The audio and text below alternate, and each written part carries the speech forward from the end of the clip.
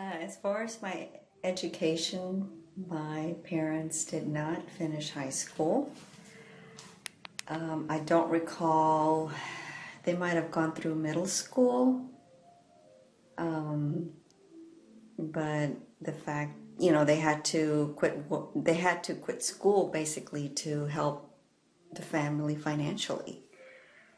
They would go up north, I guess, to work, and so, as I recall, that's the reason why they couldn't, they didn't finish their education, and they only went up, through middle school. As far as my education, I was encouraged by my family to, they encouraged us to do well in school, and I guess part of me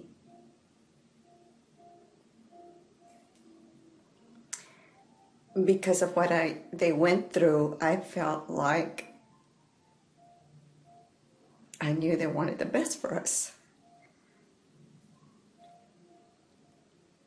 So that is, to me, a big factor in why I pursued doing well in school and even going on to college to get my degree. I got an undergraduate degree I got a Bachelor of Business Administration. And if I told you that less than 1% of females working in tech are Latinas, what would be if you had to think about that, why would you think that so little are going into STEM? Maybe people tend to generalize that males tend to pursue those careers, maybe because they're better at mathematics, engineering, technical versus the females. But I say if any female wants to pursue that, I would encourage that person to do that. Is how long did you work as a practitioner? So for a semester I was an intern, which is still a practitioner. I was a technical editor as an intern. I did that for a semester, and then I became a technical writer too. So for technical editing, I worked at an insurance company, and my job was to help update the policy manual. So I did that as an intern. My educational background, my undergrad is in English and journalism. Okay. My minor was composition and linguistics. My master's degree is in writing. And then I went to work on a PhD. So I guess you didn't study computer science or engineering or anything like that. Anything really maybe very technical, but you did you have existed in this world still and worked with other people. I guess just from that point of view, as someone who's sort of been in it but has a special relationship to it, what's your take on it, I guess? And I think in part, I don't have an answer. The short answer is I don't have an answer. But right. if I were musing on it, I'd say that women are socialized to care about different things, right? So if I'm expected to have a family and be a mom and be a wife and all that entails, right. It's not quite the same anymore. I think we're more egalitarian, but there's still a gender bias about roles. And if I'm expected to do that, and I'm expected to do the amount of, it's not an amount. I just care about different questions and different things. So I'm an academic who didn't have children because I didn't think I could. One of my peers who was in my tech writing program with me, Rec TechCom, she was in a physics class. Okay. And the professor, grad class, the professor went down and called the roll. And when he got to her name, he said, Mary, last name, she said here, and he said, I believe you're in the wrong class. So I think there's, I don't think it's to that extent anymore. And I may be older than you, but I'm not that old, that. Yeah. That was in the 90s. Carolina, and I'm a computer systems engineer. I currently work for Dell. The reason why I got into STEM was actually since I was young, probably middle school is when I started getting interested in computers primarily by just playing with computers in my house.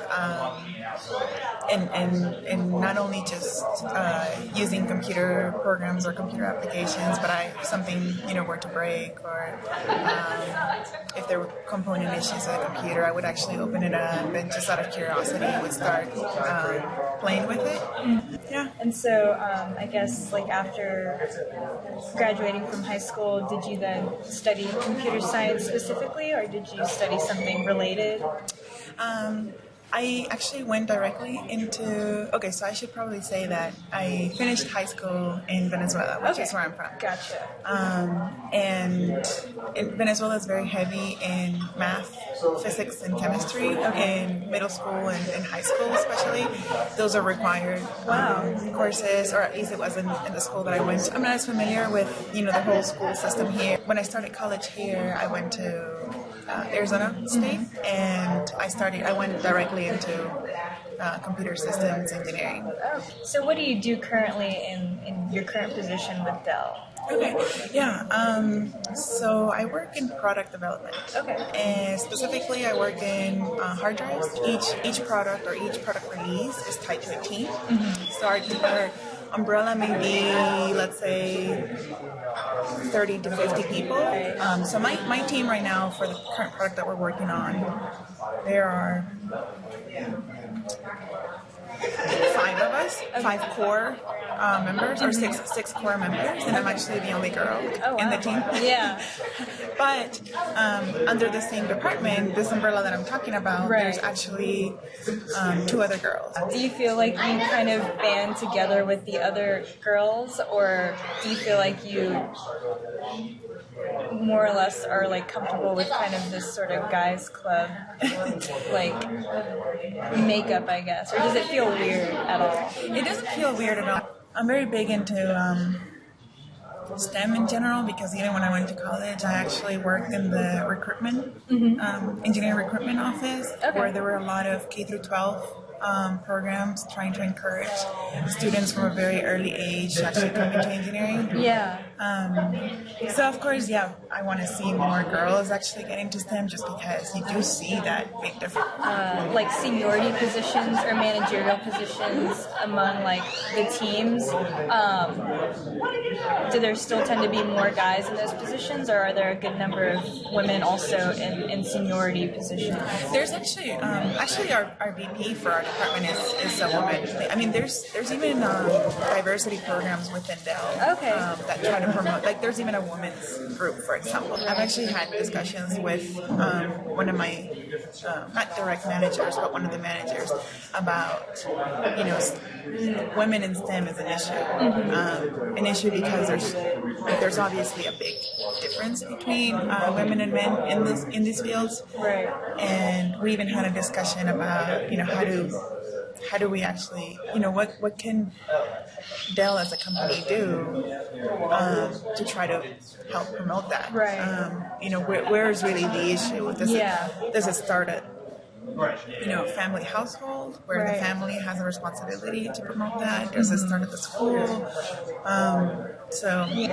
I think one of the things that I can relate to anyways, that I think that works is promoting STEM at very early ages. Having that, and I'm not talking about strict engineering camps, because that's probably what kids do not want to, have to think of their vacation as, oh gosh, I have to go and learn math. But for example, the K through 12 programs that we offer through ASU, these are fun, exploratory, that actually gave the participants visibility into the different engineering fields, engineering and science fields, in a fun way, in a more accessible way, I guess. Accessible, but also real world scenarios. Like, yes, I did take a whole bunch of math in school, but to apply to